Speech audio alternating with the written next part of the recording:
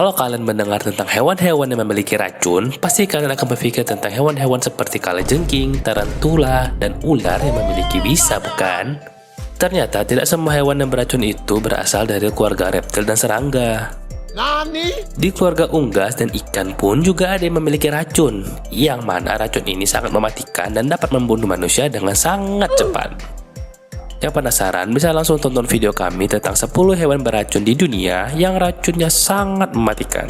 Linknya ada di deskripsi atau kolom komentar ya.